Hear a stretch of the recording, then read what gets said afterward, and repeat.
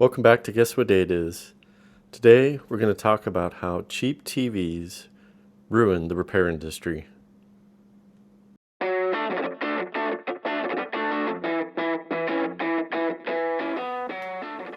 So before we get started today, a word of caution.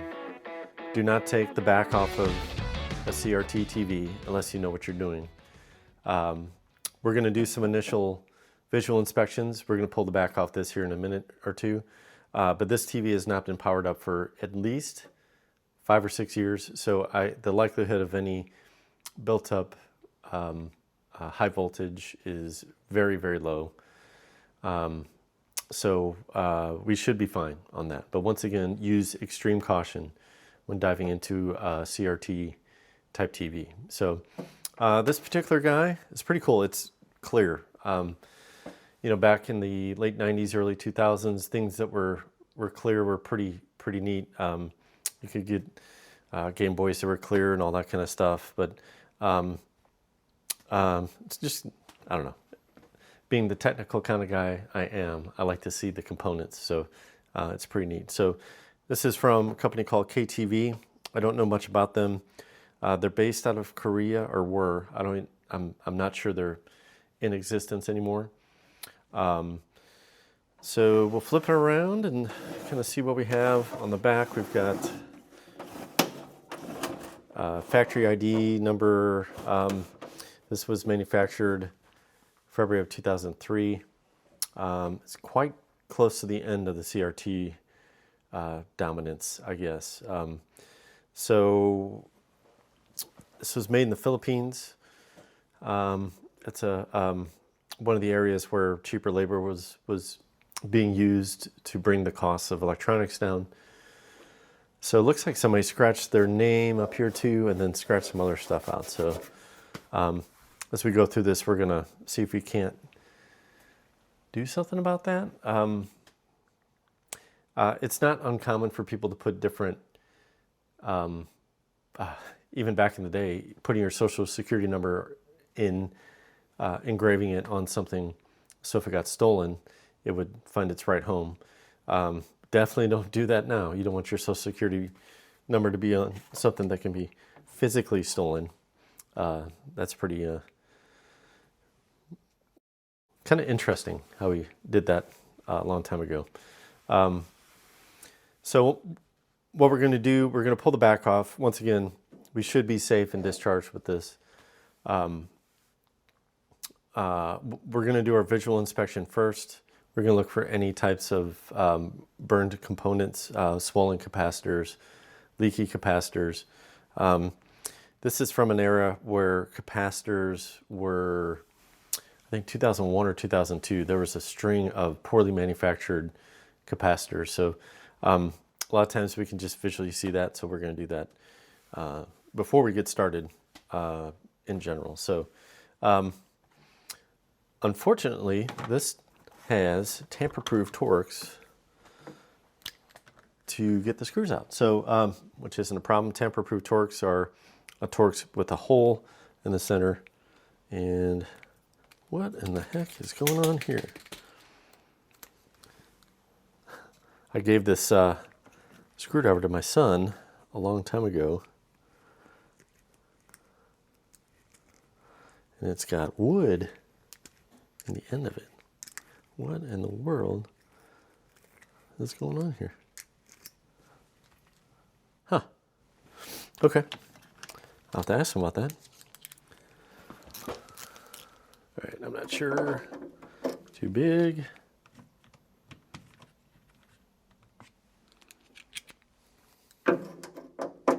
Just right.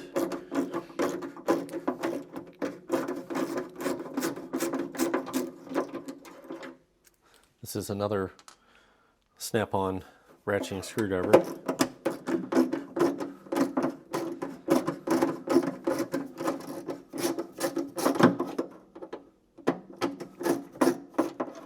But put out a video talking about my favorite tools. One of them is a red ratcheting screwdriver. This is one I actually got in my tool issue when I got into Rankin Technical College in 1995. So I've Had it for a very long time. Still works, despite my son doing something to it. I'm not sure, but that's okay.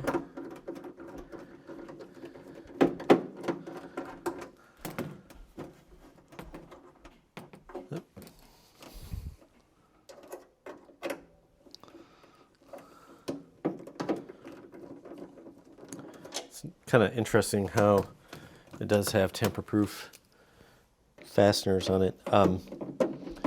Manufacturers have been working against the general public when it comes to taking things apart and fixing them. Even up to this day, there's lots of things that different manufacturers are doing in order to make it harder for the general public to work on their own vehicles or equipment. One thing that's been in the news a lot is John Deere and their lack of repairability. All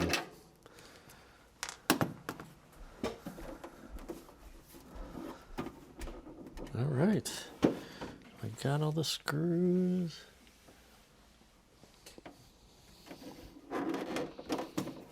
Something is still holding us up here. Oh, that's all right.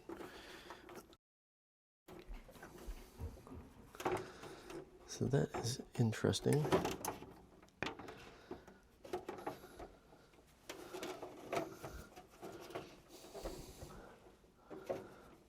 Let's see here. The chassis is kind of staying in the back of the TV, which is not what I want.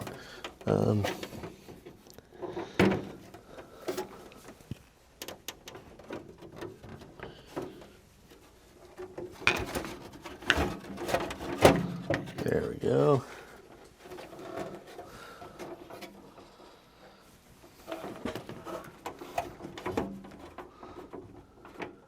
Very interesting.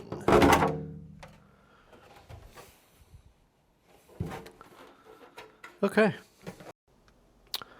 So just doing a bit of a visual inspection here.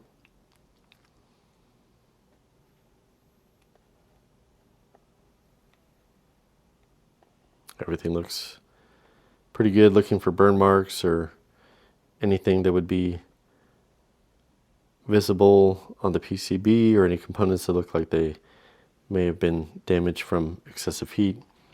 Looking for water. This was in a basement for a little while, so there could be issues from excessive moisture. We're also looking at the capacitors, making sure they're not expanded or burst, or if there's any leakage or anything like that. Looks pretty good. So I think we're good there. All right, let's power it up, see what happens. I don't anticipate any issues.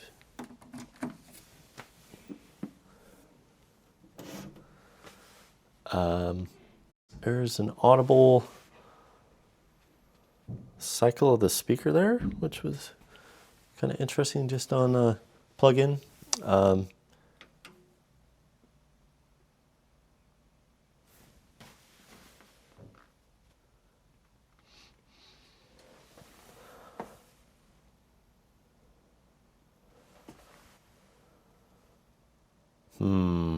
Interesting. There we go. It takes quite a push to get that on there. So we got our digital TV box set up. We're going to fire it up. Barbara Smith seeing an animal in the cage. Must that's a human being. Yeah, but she's happy in that cage, Gore. She's happy. Looky there.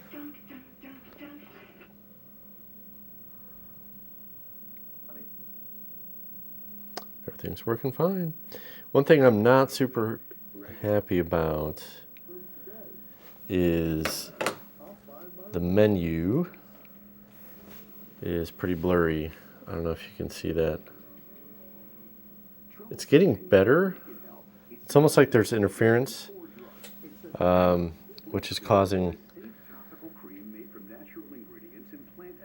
the, I don't know, it looks much better through the camera than it does in person. So I'm going to try to turn the lights off with the camera rolling. It should be kind of interesting. Nope. Interference from the lights is not the problem.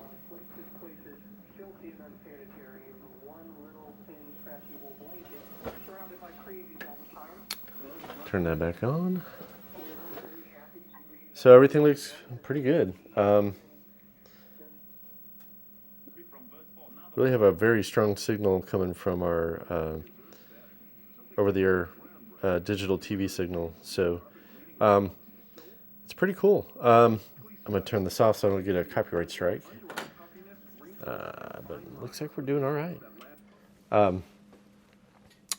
I have never had access to the over-the-air channels ever since we've made that transition to digital TV quite a while ago. So this little box, back when we were starting that process, I think you could actually get a free receiver box. But I did go to Walmart. I think it was $39.95 for that. I did buy an antenna. That's an Amazon special for $29.95 as well. One thing to keep in mind, this is a tip about your CRT TV. This antenna has a magnet in the base. I put it on top of the TV, which pulled the anytime you put a magnetic field around a CRT TV, you change how the electrons flow. So it kind of messed up the picture there. But most TVs have a degaussing coil, which is a coil of wire that anytime you power on a TV, it kind of fires up that degaussing coil and neutralizes some of those magnetic interferences that cause the TV to be distorted. So I'm super happy. This turned out great. I did clean it up a little bit. There was a sticker on the top, which came off pretty easily. I used denatured alcohol. I didn't want to cause any damage to the case of this TV. Seeing how it's clear, it's kind of hard to hide things like that. But I'm going to do a little research on that menu. I may pull the back off and see if there's any bad solder joints or anything dirty.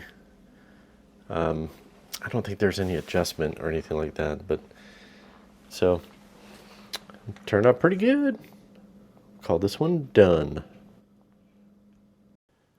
So those of you that have watched the channel for any length of time, which is a whopping 6 months or something like that, you may know that the inspiration for this channel is my dad. So he passed away about 10 months ago and left a lot of electronics behind. And I've really enjoyed going through these stereos or TVs, just going through them, repairing them kind of as an homage to him. Now, I am also in the repair industry. I've been in the automotive industry for pretty much my entire adult life. I started working on cars professionally in 1995. I've been in the support side, selling tools to technicians for the last 20 years in some form or fashion. So I'm very passionate about repair. I'm very passionate about the trades, not just in the automotive fields, but plumbing, construction, just everything that has to do with using your hands and your mind. It's a great way to make a living. Unfortunately, there's been a lot of things that have happened in our global economy that have affected that.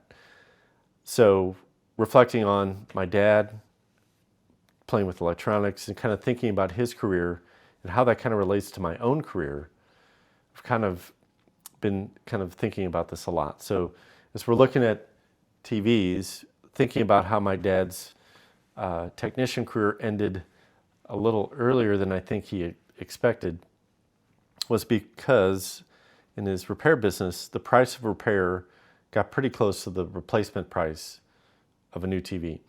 So the way the price structure was, you would bring a TV in, there'd be a $20, I think $20 or $25 checkout fee, basically paying for the diagnostic time. And then if you went ahead with the repair, that $25 would go towards the cost of the repair. So really you really didn't pay that if you got the repair done. But you have to have something to recoup your time and recoup the value of that. So thinking about the time frame of his career, my dad got back from the service, I think, in 1969 or 1970, if I'm not mistaken. Spent most of his time at a shop called Perry TV. He was the bench technician. Basically, he did everything that came in the door. There was another guy that did the in-home repairs.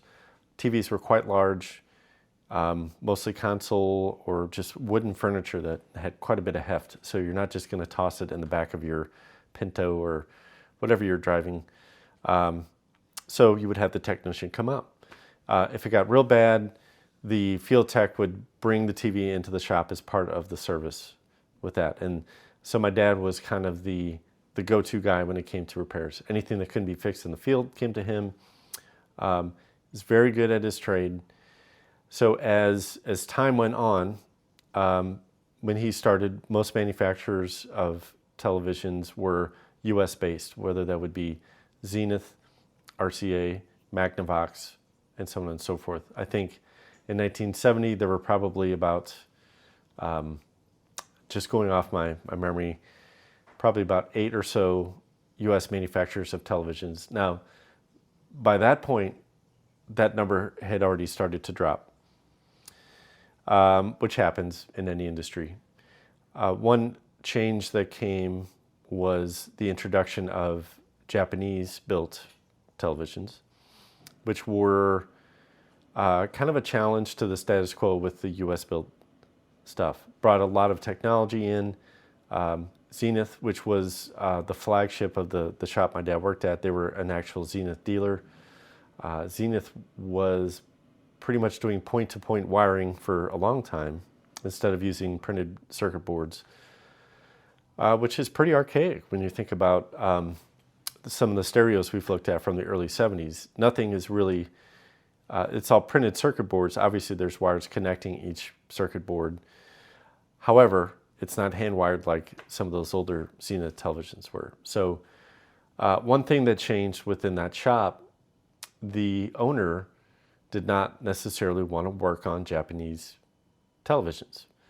Now, as that market continued to grow, because the Japanese televisions offered a very compelling product, very good quality, a little bit more affordable, my dad made an agreement that I will, take on all these Japanese TVs, and I'll charge you $20 per TV.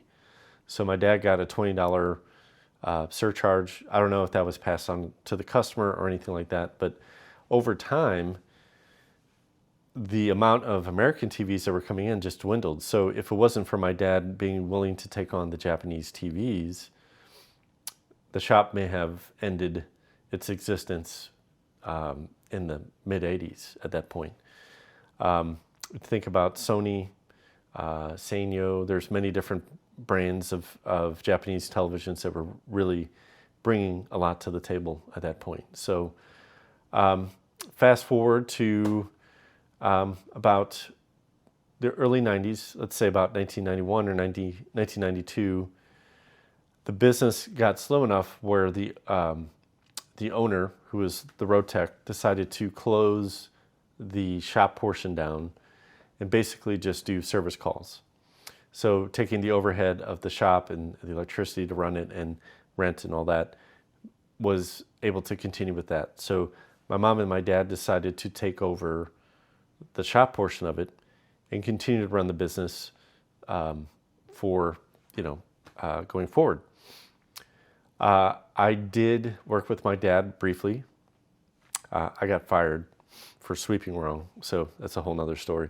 But about the time I was 16, and I actually did work with the original owner. I used to go in and answer phones when I was much younger to earn a couple bucks and help my dad so he didn't have to answer the phone while he's working on stuff in the back shop. So at that point, the early 90s, TVs were already starting to get to the point where that replacement cost was really getting close to repair costs. So people were okay, it's going to cost, let's say, $350 to replace the flyback transformer in my TV.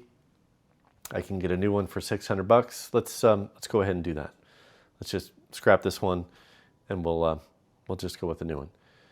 That accelerated as we got into the 2000s, into the end of the 90s. I think my parents decided to shut down the business around 1999, if I'm not mistaken. So by that time, the Korean-based, that would be something like KTV or Samsung, who has become just this juggernaut of innovation going forward, they were starting to kill it when it came to pricing. So it even put a very large amount of pressure on Japanese manufacturers. So it didn't just affect the US market, it also affected the Japanese market as well. As time went on, Japanese workers and the population became more affluent, salaries became larger, so the labor cost to manufacture things there continued to grow, just as it had in the United States as well. So the next new thing was the Korean market, and they were able to do a pretty good job. The early Korean TVs were not very good. Now, obviously, that has changed quite a bit. Same thing happened in the automotive market. Kia, Hyundai, they entered about the same time, brought some very, very affordable vehicles that were terrible. They were not very good. It took a good 20 years for both Hyundai and Kia to, which are both the same company if you didn't know, really took them a long time to get to the point where their brand was seen as something other than just a junky, cheap car. So just like Japan, the Korean way of life also got better, which also generated higher living wages, which made manufacturing much more expensive there. Now we enter the decade of the 2000s when Chinese manufacturing really took off as well. So that has just been a progression where we move from one country to another, and each country, as they become more affluent, they get to a point where the labor doesn't make sense when you include costs like importing and everything that goes along with that as well. So, so in my dad's business, as time went on, it became just financially feasible to throw a TV away when it broke. So one of the things that is a big topic nowadays is right to repair. Louis Rossman was a great channel on a lot of this stuff. I've actually watched his channel long before he was talking about right to repair, when we were doing just board repair videos, which I found soothing and fascinating all at the same time. So check out his channel. He's really become an advocate for right to repair. So one of the things that he is struggling with is manufacturers giving repair information and having parts available for repair.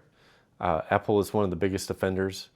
A lot of times you can't take known good parts from one phone to another or one laptop to another. They're encoded, so when you do install them, the system knows that this is a replacement part, and it will either be non-functional or it could be other issues.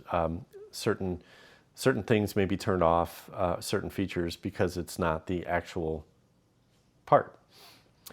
I personally think that that is definitely an issue, not to take anything away from that, because I do see that even in the automotive industry as time has gone on. And this is going to tie into my job as well when we talk about the automotive industry here shortly. But I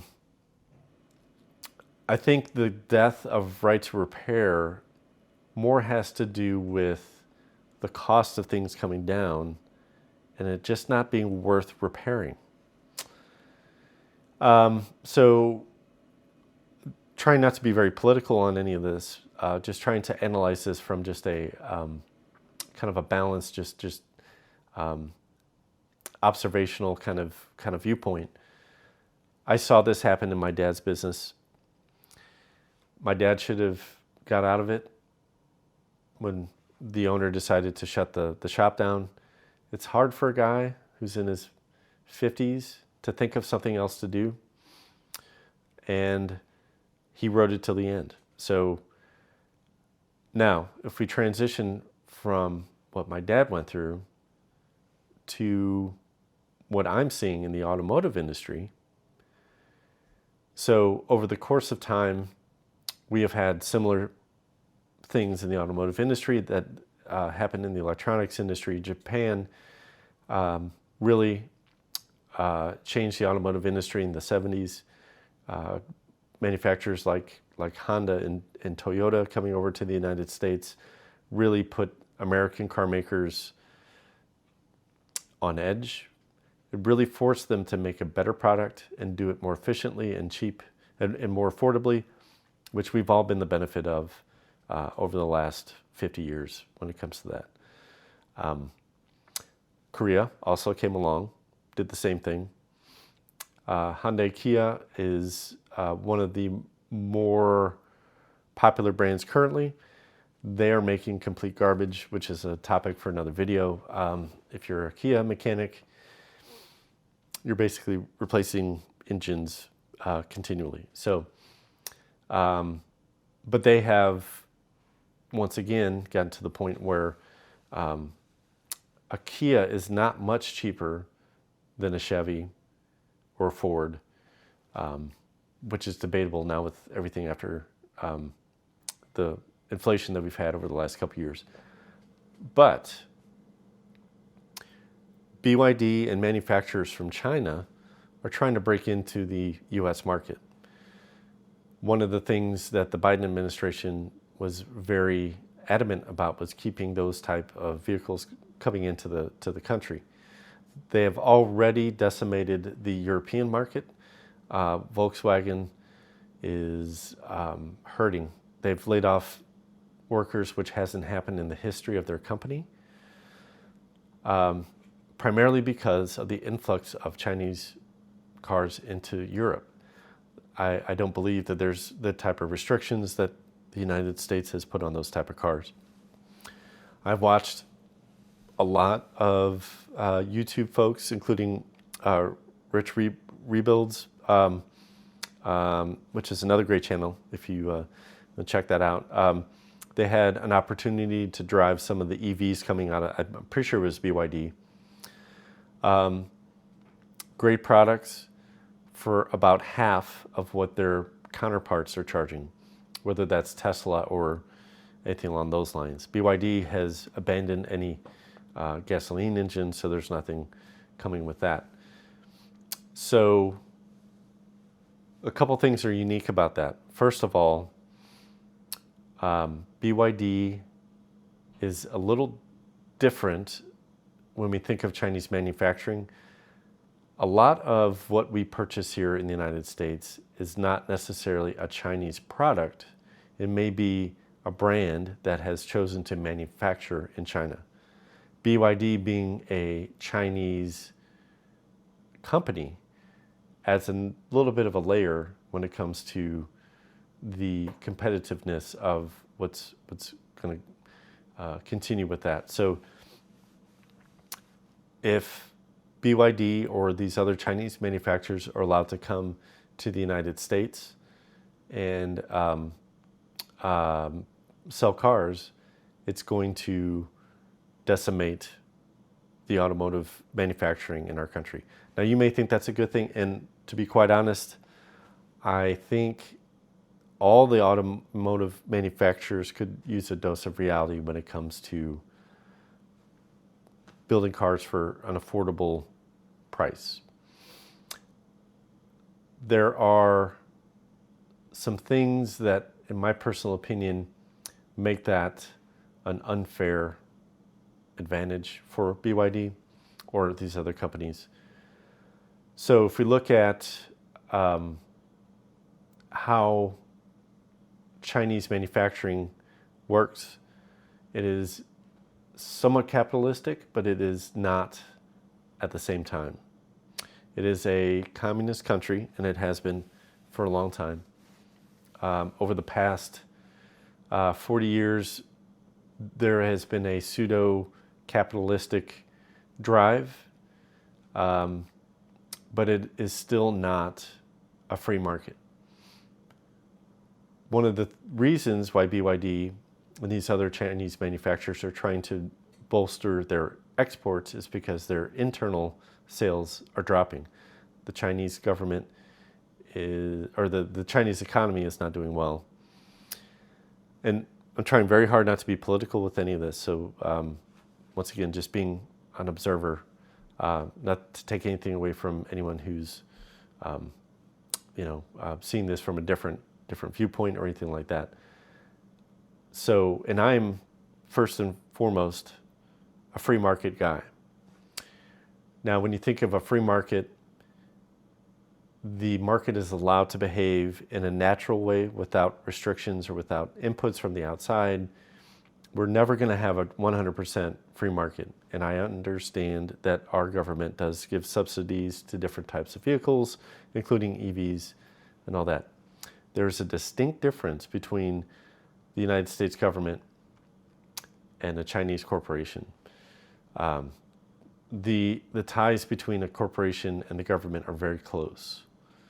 So if BYD or another Chinese manufacturer is required by the state to sell something at a certain price range, they are more compelled to do that whether they make money or not. The Chinese government is more than happy to help if that goes in the direction that they want.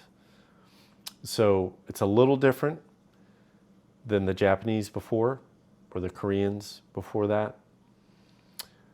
So one of my concerns, looking back at my dad's career, looking at my career, what is this going to do to the automotive industry?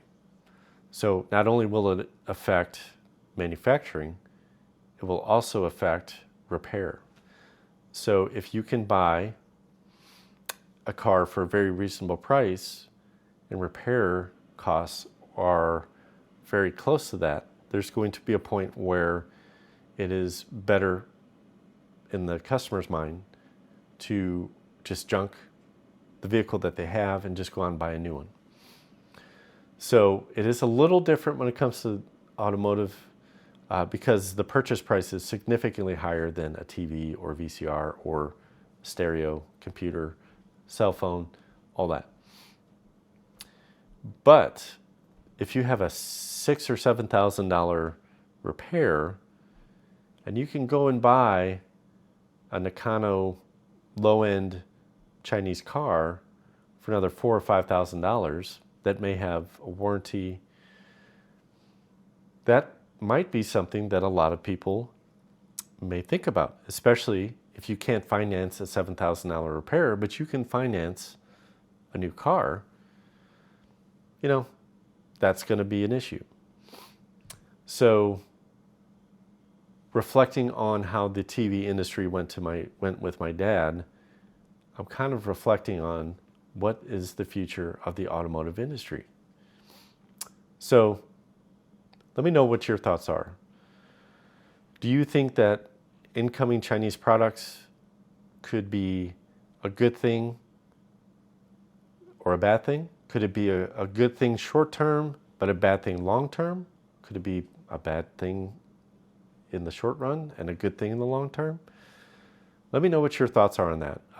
I'm still trying to process all this. I'm trying to make sure that I can continue to provide for my family and not have to worry about that kind of stuff. So it's definitely something that's been on my mind. And I think it affects our country as well. So when we think about tariffs, or we think about all this other things that are really charging our political environment, let's take a step back and maybe think of it as a whole. What's better for our country and our society? Is it better to have a lower priced item, or is it better to have a better quality item that we can repair for years to come? So is it better to have a cheap TV that you can go out and just toss and buy a new one, or is it better to have a TV that will last you for 30 years? So is it the same with the car? Is it better to have a car that doesn't cost much, but you drive it for 3 or 4 years and toss it and get a new one? Or is it better to have a car that's going to last you for 25 or 30 years? We have to look at that from an environmental standpoint as well. What does e-waste generate? Do we have the storage capacity to dispose of all the different vehicles or anything like that? So a lot of things to think about and to consider. So if the prices of things are higher, and there are opportunities for aftermarket manufacturers to come in and sell parts, for repair to come back to be something that's solidified. So a guy like me that didn't want to go to college, is really good with his hands and likes fixing stuff, can have something to do and to make a living, that might be a good thing too. So once again, I'm trying to work through this stuff. I'd love to hear your input on that. So type it down in the comments and let me know what you think. So it's a little bit of a different episode from our normal repair stuff, but it's something that's been on my mind, something that's been kind of kicking around from many different aspects. So I want to thank you for watching. I really would love it if you would subscribe, share this video. If you have friends or family members, or you are in the repair industry of some sort or in the trades, let me know what you think. If you're not in the trades, let me know what you think. I love learning. I love hearing feedback. So once again, bring on the comments. Let me know what you think. And I really appreciate you watching. Thank you again for coming and I guess listening to the ramblings of a middle-aged guy trying to figure out what he's going to do with the rest of his life. So remember to come back next week on Guess What Day It Is. It's going to be very informative. So stay tuned, and we'll see you next week on Guess What Day It Is.